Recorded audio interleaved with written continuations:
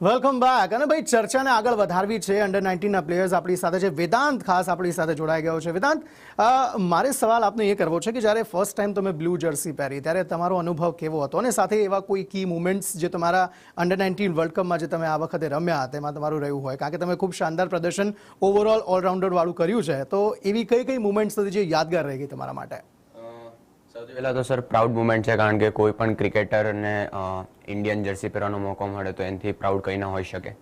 અને કી મુમેન્ટ્સની વાત કરું તો જ્યારે અમારી ટીમ 47 પર 3 વિકેટ પડી ગઈ હતી પાકિસ્તાન સામે, ત્યારે એઝ અ પ્લેયર તમે આવી ઇનિંગ્સ રમો, 68 રન કર્યા તમે, અને ટીમને એક સારા પોઝિશન પર લઈ જાઓ, અને એમાં પણ પછી તમે મેચ જીતો છો, તો એટલું સેટિસ્ફેક્શન મળે એઝ અ પ્લેયર કે તમે આજે ટીમ માટે બહુ સારું કોન્ટ્રીબ્યુશન કર્યું. તો મારા માટે એ મુમેન્ટ્સ હતો.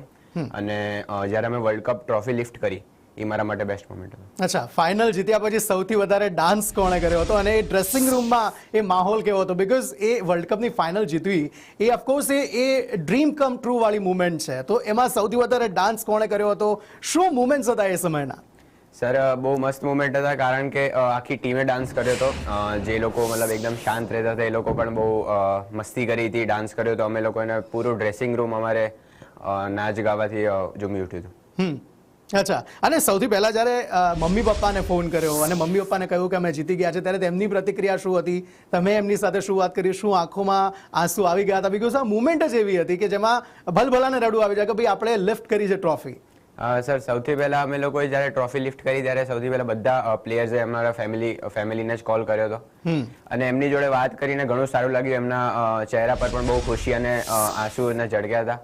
તો એ બધી જોઈને તમને બહુ પ્રાઉડ ફીલ થાય કે નહીં, આજે અમે ઇન્ડિયા માટે, પૂરા દેશવાસીઓ માટે, ઇવન ફેમિલી માટે પણ પ્રાઉડ મુમેન્ટ છે. તો ઘણું સારું લાગ્યું હતું. અને તમે એ જ ટાઈમમાં ખૂબ સારું પરફોર્મ કર્યું જ્યારે ટીમ એકચ્યુઅલી મુસીબતમાં હતી. તમે કયા પ્લેયરને રોલ મોડલ માનો છો, ને તમે શું ઈચ્છો છો કે એમના જેવું બનવું છે મારે? સર મારા રોલ મોડલ છે શુભમન ગિલ, અને અત્યારે હું એમને જોઈને જ ફોલો કરું છું બધું. અચ્છા, અને બીજી કોઈ એવી મુમેન્ટ જે તમે અમારી સાથે શેર કરી શકો છો, તમે આ ડ્યુરિંગ વર્લ્ડ કપ તમે કરી, અથવા તો ડોમેસ્ટિકમાં તમે કઈ રીતે શરૂઆત કરી અને તમે કઈ રીતે આ સ્ટેજ સુધી પહોંચ્યા? સર અંડર-16 સ્ટેટ હું પહેલી વાર રમ્યો હતો, અને ત્યારબાદ મેં એમાં સારું પરફોર્મન્સ કરીને મને નેશનલ ક્રિકેટ એકેડમીનો કોલ આવ્યો હતો. પછી મને 19માં પ્રમોટ કર્યો હતો. ત્યારબાદ 19માં પણ સારું પરફોર્મન્સ હતું. મેં 3 સેન્ચુરી મારી હતી ડોમેસ્ટિક લેવલે.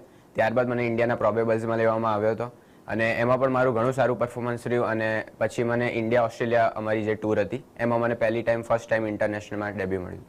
બિલકુલ, અને અમને બધાને ખૂબ જ પ્રાઉડ છે તમારા ત્રણેય પર જે અમારી સાથે જોડાયા છે, અને જે લોકો રમી રહ્યા છે ભારત માટે એ તમામ પર અમને પ્રાઉડ છે. ચોક્કસપણે આ ચર્ચાને આગળ પણ વધારવાની છે, અને ઘણી બધી વાતો આ ત્રણેય છોકરાઓ સાથે પણ કરવાની છે, અને સાથે જે ગેસ્ટ